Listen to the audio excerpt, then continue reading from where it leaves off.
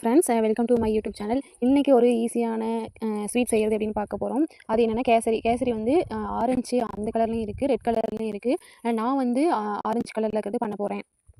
அதுக்கு ஃபஸ்ட்டு ஒரு 1/2 கிலோ ரவை எடுத்துக்கிறோம். அதை ஒரு பாத்திரத்தில் வந்து கொட்டி வச்சுக்கிறோம். எதுக்காக அப்படின்னா, ரவை எந்த அளவுக்கு எடுக்கிறோமோ அந்த அளவுக்கு நம்ம தண்ணி சேர்க்கணும். சேம் அதே மாதிரி சர்க்கரையும் எடுத்துக்கிறோம். சர்க்கரை வந்து அதிகமாக சேர்த்துக்கிறதும் கம்மியாக சேர்த்துக்கிறதும் அது நமக்கு எப்படி வேணுங்கிறத பொறுத்து தான் இருக்குது. அடுத்து ஏலக்காவும் சுக்கும் லைட்டாக வறுத்துட்டு அதை நல்லா பொடி பண்ணிடணும். அதுக்கப்புறம் அந்த ஏலக்காயோட கோதுக்கு பற்றியும் அந்த தண்ணியை நம்ம எடுத்துடுறோம். அதுக்கப்புறம் தண்ணி வந்து ஊற்றி பாத்திரத்தில் சுட வைக்கிறோம். இந்த தண்ணியை பொறுத்தவரை நம்ம எவ்வளோ ரவை எடுக்கிறோமோ அதை விட 2 மடங்கு ப்ளஸ் வந்து எக்ஸ்ட்ரா எக்ஸ்ட்ரா ஊற்றணும். அப்போ தான் வந்து கேசரி நல்லா வேகும். ரவை வந்து நல்லா வேக வைக்கிறதுக்கு தண்ணி எக்ஸ்ட்ரா சேர்த்துக்கணும். இப்போ தண்ணி காஞ்சிருச்சு. நான் வந்து கேசரி பவுடர் அதில் மிக்ஸ் பண்ணுறேன்.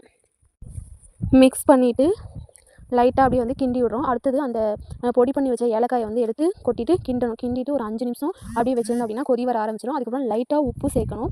அப்புறம் கொஞ்சம் சர்க்கரை இதில் கொட்டி சேர்த்துட்டு அதை அப்படியே ஒரு 2 செகண்ட் அப்படியே கொதி வர அளவுக்கு கிண்டி விடுறோம். அப்படியே லைட்டாக ஒரு 2 செகண்ட் கிண்டிகிட்டே இருந்தோம் அப்படின்னா அந்த சர்க்கரை கரைஞ்சிரும். அதுக்கப்புறம் இங்கே பாருங்கள் நல்லா கொதி வந்துருச்சு. இப்போ ரவையை எடுத்து அப்படியே லைட்டாக கொட்டிக்கிட்டே இருந்து கிண்டிக்கிட்டே இருக்கணும். கட்டி பிடிக்காமல் கிண்டிக்கிட்டே இருக்கணும்.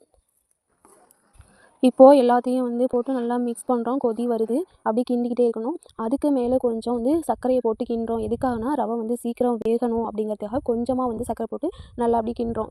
அடுப்பை வந்து சிம்மில் வச்சுக்கணும். தேவைப்பட்டால் நீங்கள் நெய்யும் இதில் சேர்த்து கிளறலாம். பட் எனக்கு நெய் பிடிக்காது. அதே மாதிரி ஏலக்காய் முந்திரியும் வந்து சேர்த்துக்கலாம். பட் நான் சேர்க்கல. இப்படியே ஒரு 5 நிமிஷம் இருந்தோம் அப்படின்னா வந்து நல்லா வெந்துடும் ரவை. கேசரியை பொறுத்த வரைக்கும் கொஞ்சமாவது வந்து அப்படியே கொல கொலன்னு இருக்க மாதிரி இருந்தால் தான் நல்லாயிருக்கும். கெட்டியாக இருந்துச்சுன்னா சாப்பிட டேஸ்ட் இருக்காது. ஓகே ஃப்ரெண்ட்ஸ், இந்த வீடியோ எப்படி இருந்துச்சுன்னு கீழே கமெண்ட் பண்ணுங்கள். அதே மாதிரி என்னோட சேனலை சப்ஸ்கிரைப் பண்ணி ஆல் அப்படிங்கிற ஆப்ஷனை கிளிக் பண்ணுங்கள். தேங்க்ஸ் ஃபார் வாட்சிங் திஸ் வீடியோ.